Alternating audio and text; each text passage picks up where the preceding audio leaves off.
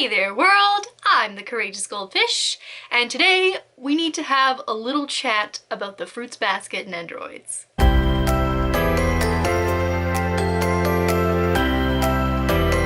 Now, I have several personal bones to pick with these Nendoroids, but for the most part I'm gonna try to be sticking to like more concrete reasons why you shouldn't pre-order these. They're already flopping and they haven't even released yet, and so today we're gonna get into the nitty-gritty of how this happened and why I think that these Nendoroids have just not been the hit that they were supposed to be. In my analysis, there are three main reasons why these Fruits Basket Nendos have just completely missed the mark. I was there for the Wand Hobby that these got announced, and these were one of the top announcements of the whole entire Wand Fest. Everyone was super duper hyped for these, as I was myself as well. I do really enjoy Fruits Basket, and it really gets shafted as far as merch, so we were all really excited for these Nendoroids. I was rooting for you! We were all rooting for you! I think that I spoke about this in a video before, but there was one time, at one point in my life, where I was like, no, definitely instant pre-order on these.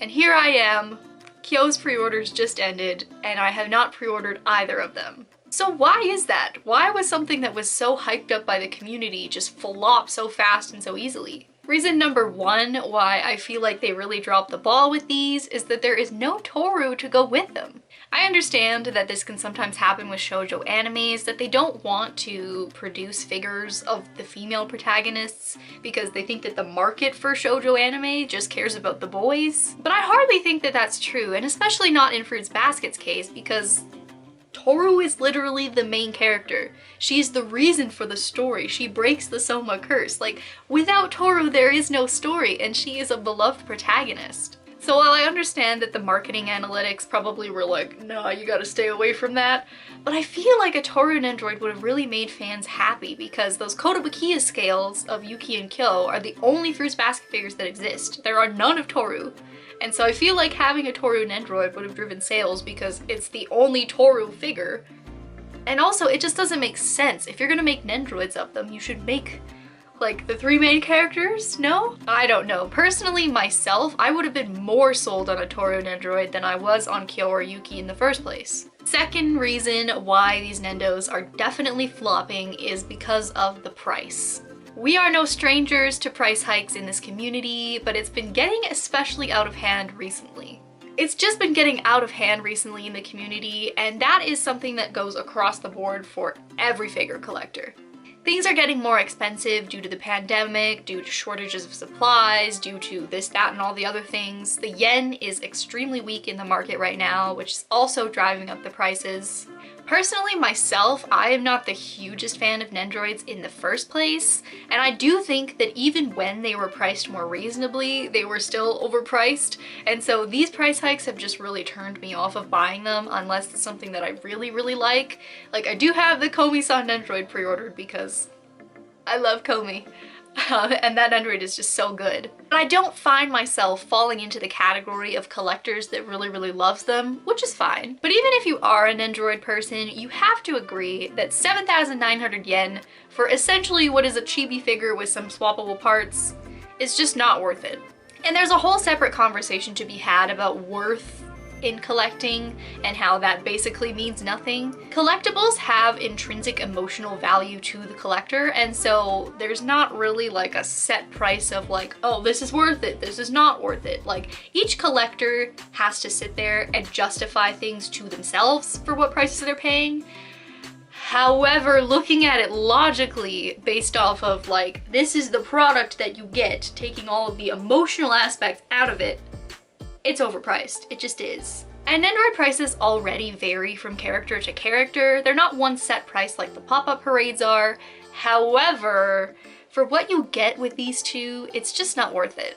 Kyo here comes with 3 facial expressions and 3 accessories. He comes with a standardized kind of grumpy frowny face, an angry face, and a more smiling kind of blushy faceplate.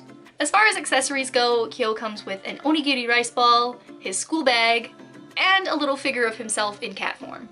My first critique on this is, why did we not get cat ears to go with him? We literally got his like cat angry faceplate. So I don't understand why they didn't include cat ears in with this Nendoroid. I think that is a really big downside to it, especially because we got cat ears on the Comey Nendoroid that went up for pre-order, I think a little bit before he did. It showed people that you could have the cat ears that we were searching for. I myself personally didn't pre-order him because he didn't have the cat ears. I was really thinking about it. I was like, yeah, I know these probably aren't gonna be great, but like, if it comes with the cat ears, maybe I'll consider it. And then he didn't, and I was like, well, I guess that's my decision made for me. But yes, big downside that there's no cat ears to go with him. Yuki, on the other hand, I think it's the even shorter end of the stick. Yuki also comes with 3 facial expressions and 3 accessories. He's got this kind of standard, demure, half-smile looking face. He's got this annoyed face. And he's also got basically the same faceplate, but just with like a little bit of a different eye shape. I don't understand. I don't get it. They should have just given him like 2 faceplates if they're gonna do this, because like Yuki is a very stoic character, so I can understand how it might be difficult to pull facial expressions for him, but these two are literally basically the same faceplate, and I don't like that. As far as accessories go, Yuki gets an open book, his school backpack, and a little figure of himself in rat form to match with Kyo's cat. Yeah, honestly, comparing these Nendoroids and the accessories that they come with other Nendoroids that cost about the same or more, it's just not adding up. These are just very basic Nendoroids, and with a price tag of 7,979 yen each, it just doesn't feel worth it to me at all. Another reason why I feel like these Nendoroids have to cost so much is probably down to licensing issues. Fruits Basket does not have a lot of figures, and my guess as to why is that the license is just more expensive than other properties. Figure companies have to pay for licensing so that they're able to use the images of characters and the licensing of franchises on their figures. So my guess would be that the Fruits Basket licensing just costs a lot, and that's why they had to rework that into the price of the Nendoroids. While I do understand that from an intellectual property holder's perspective, it also does make me a little bit sad as a fan of the franchise, because I really just want good Fruits Basket merch, and it seems like we're just never gonna get it. The third, final, and probably nail in the coffin reason why these Nendoroids are flopping is because they're manufactured by ToyTec. If you know what I mean, you know what I mean, and if you don't, I'm about to explain it to you. As far as I understand it, Good Smile Company owns the Nendoroid brand, but sometimes they can like contract out the manufacturing of said Nendoroids to other different companies. So not all of your Nendoroids are going to be made or quality controlled or manufactured by Good Smile Company. Usually you can tell which company is producing a Nendoroid when it's announced. Like recently they announced the Ursa Scarlet Nendoroid at the last One Hobby, which I'm obviously super excited about, but that one is being produced by Max Factory. Or like, I recently did a very bad thing and fell down the Genshin Impact rabbit hole, and now I'm really excited about the Kaya Nendoroid that Good Smile Company is making. But yes, usually you get to know which company is producing said Nendoroid when it gets announced. When these Fruits Basket ones were announced, I did have some pause because they are being manufactured by ToyTec.